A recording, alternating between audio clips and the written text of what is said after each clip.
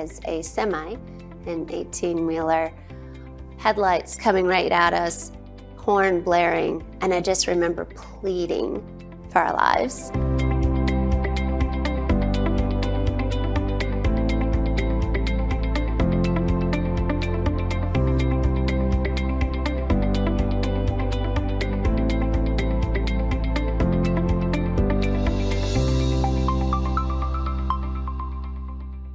If you are struggling in any area of your life right now, encouragement is here for you today. Holding to God, Kristi Kennedy and her 5 children have survived more and more areas imaginable and are now living happy, productive lives. When her 5 children were young, their lives and Kristi's life were daily under serious threat, like living in an active war zone for years. They have also had health issues where Kristi was told she would not live past 40. Her 5-year-old son's autism was so severe, it was recommended he be institutionalized. Another child had swelling on the brain.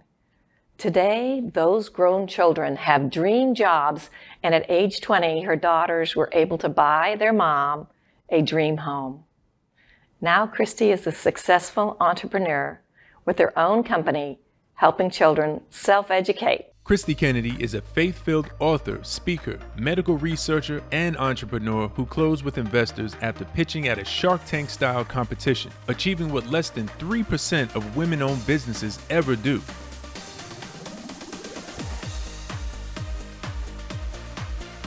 Kristi is also a widow by abandonment and mother to 5 who are all survivors of abuse, homicide attempts, homelessness, and serious health issues.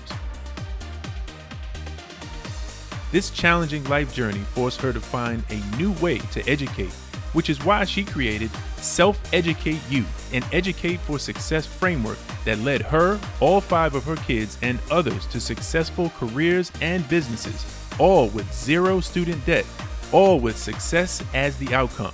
It's the new way to educate. Plus, it works for overachievers, for special need learners, and everyone in between. Kyle was offered 2 full-time positions before his 16th birthday as an audio engineer and as a professional drummer. He's mixed for Grammy-nominated and Dove Award-winning artist and has toured and played worship for the 4th largest church in the U.S., all before his 20th birthday. When COVID-19 shut down that industry, the framework kicked in and he automatically pivoted into a 3rd successful career. At 13, Preston transitioned from traditional school into the Educate for Success framework, and before the age of 20 was promoted into an executive level position in IT for a fast-growing organization in DFW, achieving accolades for his leadership and innovation. Kristi's own self-education journey led to her acceptance into a PhD program in natural medicine and her invention of medical mapping, which was used to reverse serious health issues such as autism, lupus, and mycotoxin poisoning. Kristi is now on a mission to help 1 million others who are ready to live a thriving life and educate for success. It's an awesome, cool alternative to traditional or home education that accelerates success at any age. It's never too early and never too late to create your future success. Join Kristi now to transform your future. Welcome, Kristi Kennedy. Tell us your story. I know that your life has been threatened and your children have been threatened. How did you overcome and how did you stay safe? I think the bottom line is faith. Without faith, I believe we would not be here right now. Mm-hmm. And the Lord, it says in the Word, God is the same yesterday, today, and always. And He is supernatural. He is our protector. He is our provider. And truly, that's how we stayed safe over and over again. Without the hand of the Lord in our lives, we wouldn't be here right now. What happened, though? What caused it where your lives were threatened? Yeah. What was going on? So we lived kind of a secret life behind closed doors that we were not to speak about. And so because of that, we had a situation where our lives were very, very readily in jeopardy. And there were all different types of situations and circumstances occurring. But I remember one, so many stand out, but one in particular right now. I remember my husband had gotten really upset with my child that had, at the time, had been suffering with autism and was having a meltdown. And so sometimes, if you're in public, that can be a bit embarrassing. But instead of removing quietly, I remember the anger and just another one of these episodes. But this time was different because all the children were crying. I was in the back of the van, and he peeled out, and I remember trying to calm the children. And as I looked up, it was dusk, and we were in a 2-lane highway, and he had driven over to the side with oncoming traffic, and there was a semi, an 18-wheeler, headlights coming right at us, horn blaring, and I just remember pleading for our lives. And totally by the grace of God, I still think there must have been an angel there, because there's no way in the world, we were going probably 70 miles an hour, that neither vehicle hit or spun out, because it was at the last second that somehow, honestly, I don't know who swerved first. It was probably the truck. And so there were just a lot of situations like that would occur on a very regular basis. I really, truly believed and prayed for a transformation for many years, but in the end, it became a trade, and I traded my children for everything, and we started a brand new life. Situations can become more and more volatile, I think, when the pressures of life and the unexpected things like autism or something come into play. And it can cause, those challenging situations that a person might be able to, handle a little bit better without all those extra pressures. And then you add those in and it, unfortunately. For me, it was always a choice to make that would be the safest for my children. And it was their lives that were more at stake than mine. You left with nothing, basically, except the 5 children, which is everything. That is the most important thing, and that's what the Lord kept saying is, what's eternal in your life? And it was like my 5 children, and he's like, just focus on them and let me worry about the rest. And so that's what we did. Now, we did go to pick up all their belongings, and I remember I got a call really, really early in the morning, Friday morning, by a neighbor 2 doors down, and she was a substitute teacher, and so she got called in. Very rarely did she go, because she had children and she had an invalid father-in-law living with them, and so he needed caregivers. And so she called me and said, look, they really are in a bind. I need to go sub. Could you come and take care of the father-in-law? And so I really wanted to say no. I mean, I had so much going on. Nobody knew what was going on. Nobody ever knew what was going on. But I felt, the Lord say, no, you need to go and serve and help. And so 2 of my children were up, and so we jumped in the car and we went over to take care of him. And as we pulled down the street, it was a large home with a big 3-car garage, driveway, and Friday morning at like 8 a.m. is usually trash day. And every trash bin was filled to overflowing, and the entire driveway was filled. And I paused and... So you're driving by your house to go to her house, your neighbor. And my children. And you're looking at your house, and there's my children huge were like, amounts. Mommy, that's all our stuff. Mommy, all our stuff's out there. It's still raining at that point, too. It rained all night. And I pulled it. I was just in utter shock, because we were supposed to go pick up all their belongings the next day. And it was clearly out for the trash. But what could you, I just said, I prayed. I said, okay, we can't deal with this right now. We need to go take care of, this man. And we went and we did that. And I went and got my other children, and we went back to salvage what we could salvage. I mean, my oldest daughter's jewelry box sitting there on the sidewalk, soaked. Their computers, all their schooling, every item from each one of their bedrooms was out there. I saw was one of my children, all of their things were completely broken and destroyed. So it was really targeted. But what was so interesting, and this is like, if this can help anybody, because this is literally a pivotal piece of continuing to rise above situations and circumstances that are outside of your control. And that is because I was constantly in the Word and with the Lord and trusting Him with everything. It was like I could see Him in the midst of bad things, in the midst of chaotic things. So, and I think it's a mom thing, right? You're trying to be strong for your children. You're trying to show them God is with us still. So it was just like, well, look, if our neighbor hadn't called, we wouldn't have seen this. And then we went and got the other kids, came back, and then the rain stopped. It stopped. And so it's not pouring anymore. It poured all night. So we're able to at least, figure out what can we dry off, what's salvageable and what's trash. And so we start trying to salvage a few things. And then in the midst of that, I remembered, I was like, oh, the trash always comes. The trashmen always come at like 8 or 8:30. And it was, by this point, probably 1 p.m.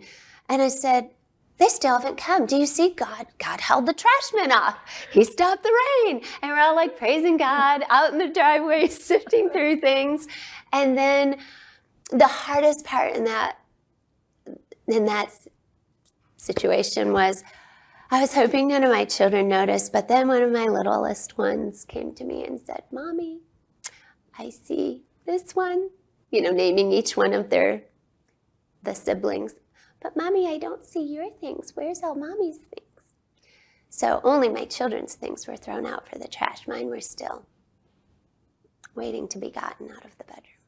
We had $5 once, one $5 bill, and we needed food and we needed gas. And I remember pulling into the grocery store parking lot and praying, God, what do I do? And I felt like He said, go get some food.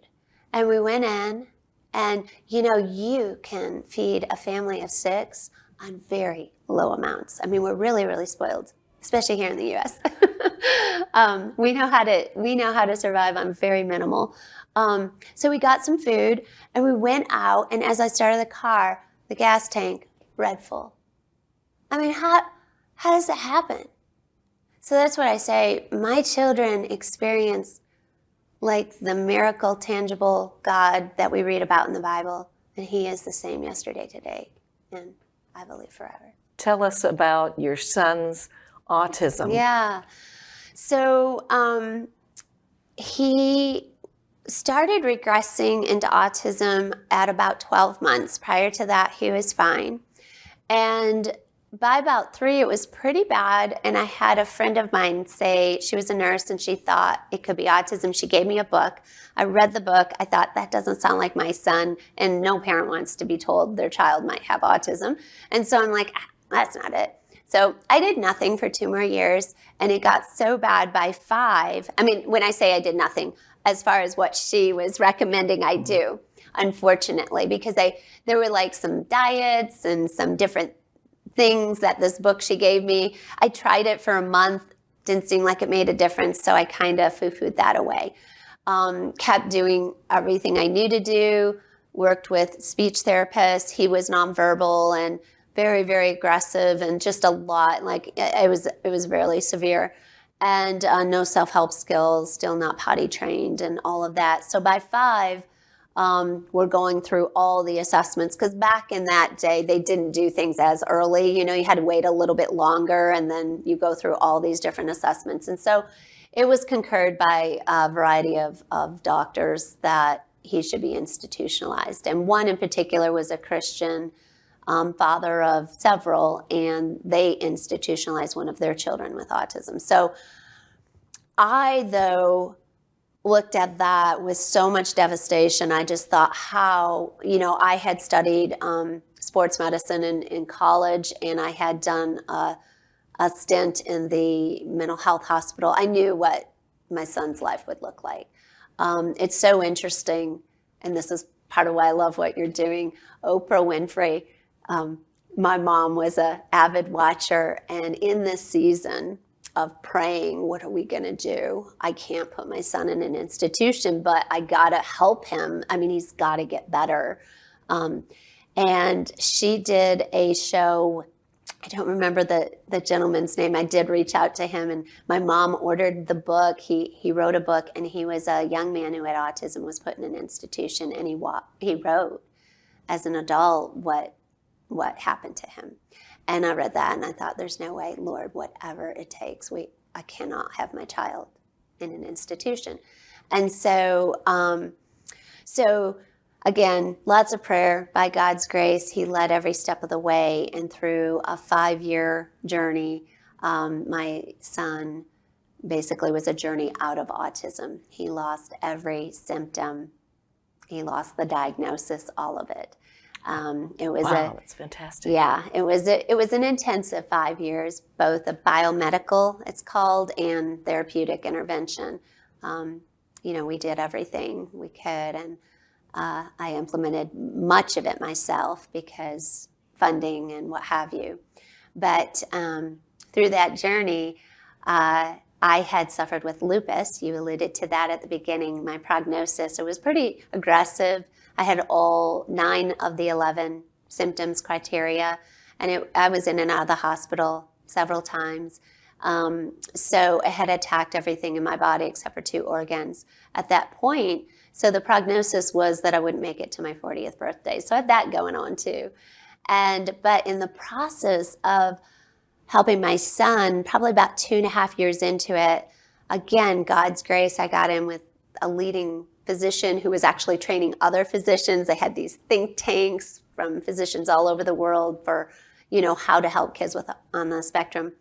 And he made a comment with the lupus diagnosis I had that they felt there was some autoimmune components with autism, and that what they were doing, I should try it, see what happens.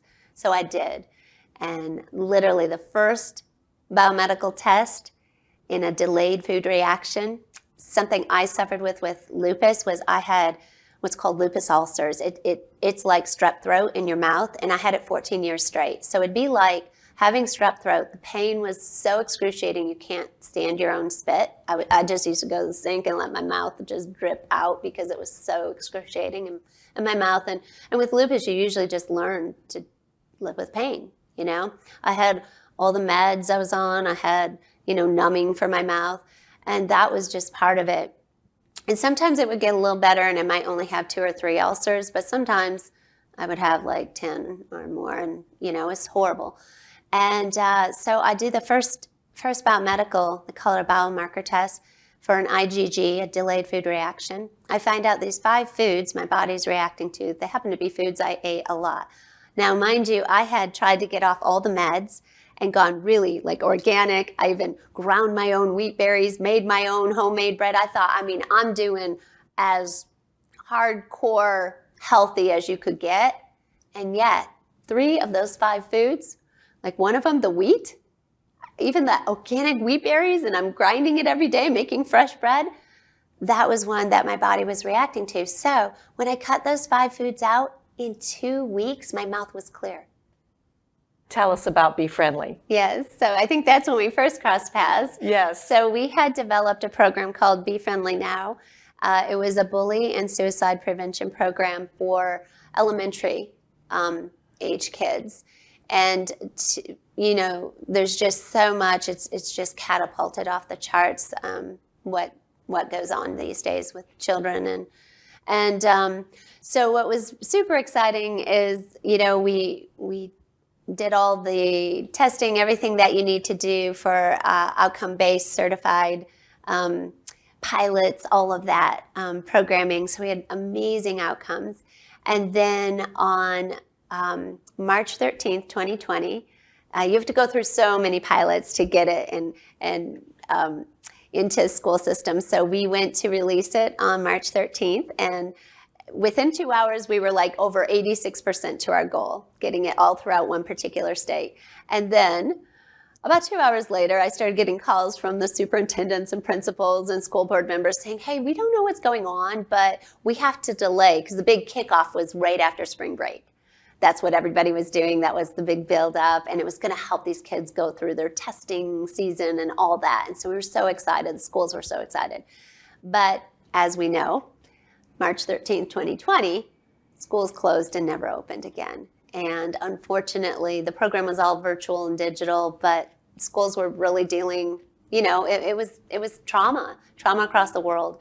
And so because of that, we gave away everything we could until we pretty much bled dry. I was in a marketing training for, what we were about to do with Be Friendly, and the Lord put on my heart this idea to reverse engineer how I had self-educated all my children so differently that all 5 of them were getting dream career offers and opportunities even before they graduated from high school, not in just a job, but in a dream career in leadership.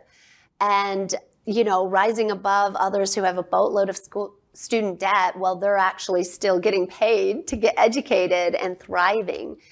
And a dream of mine, not something I thought would ever happen, but I had a dream that maybe one day before everybody grew up and moved out, we could have a home where everybody could have their own room.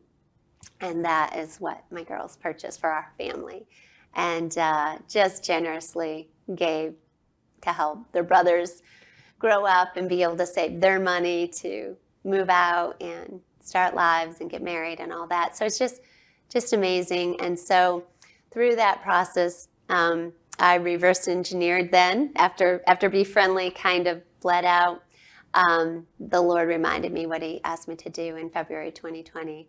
So then what we've done with Self-Educate You is it is the entire program, what we did, how we did it, and now we do that virtually for people all over the world. And even my son, who lost the autism diagnosis, we discovered had severe dyslexia. And so we've had, in the one with brain swelling on the brain, there were some learning challenges with that. So even despite that, this works for everyone. I had a couple that were super, super, academics came easy. And so it didn't matter. It doesn't matter whether a child has learning differences, learning challenges, some labels. My son had 7 or 8 labels. This works for everybody. And we are now seeing families' lives come back. Kids who've been bullied, kids who have OCD or ADHD or autism or all these different things. We have kids that, like one of our kids, he was 13, and his whole family and older siblings all went to Ivy League colleges. So this was like a very high profile family. But they're really smart parents. We find that it's these smart, proactive parents that really see it, what we're doing different. And they did. And so he pivoted into our Self-Educate You framework. And by the time he was 15, 16, he had dream career opportunity and offer.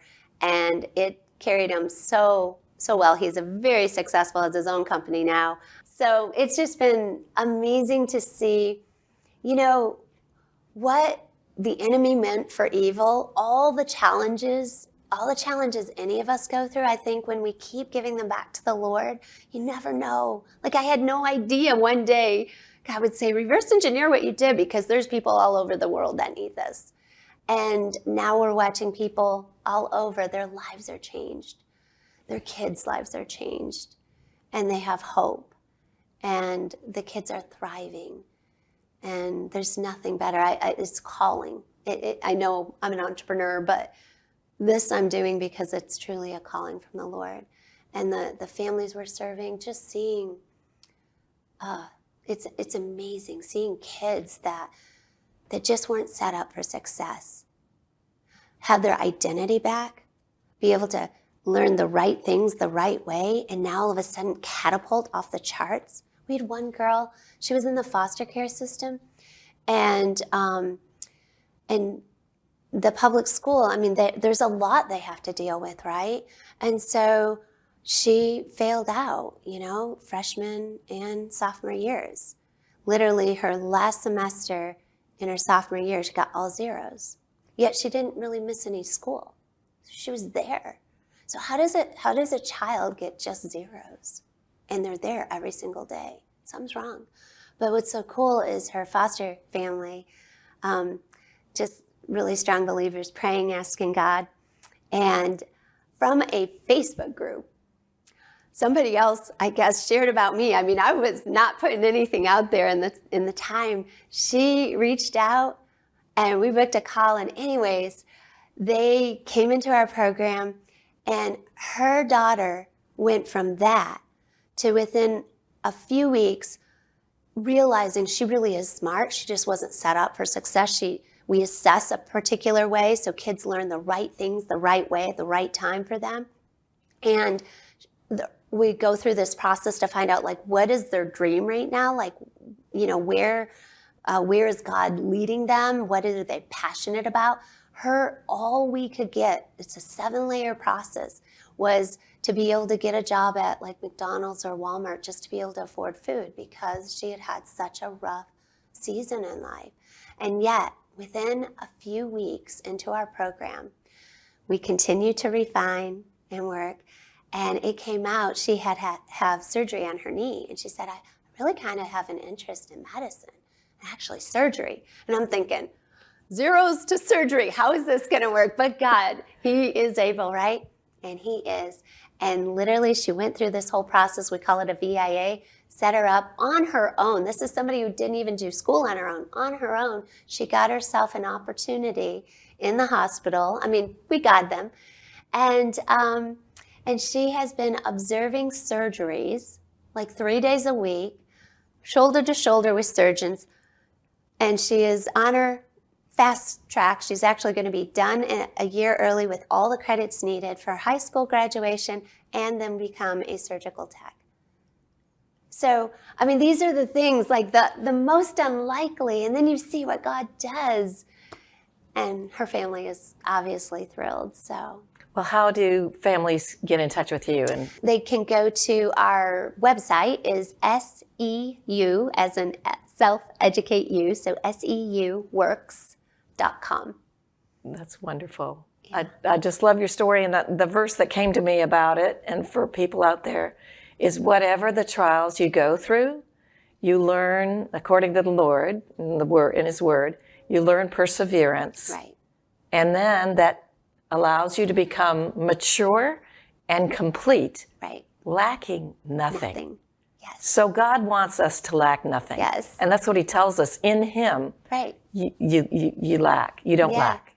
It's an ongoing choice, though. I mean, because I have definitely had my faith falter at times through the season. I'm not always up, but it's like the only time I've been in the darkest dark is when I started listening to people or relying on books or relying on like a ministry program instead of the Lord first. We were so glad you were here today. Thank you for sharing your story so that others can be helped. We really appreciate it. Thank you. Thank you for having me. It's such an honor.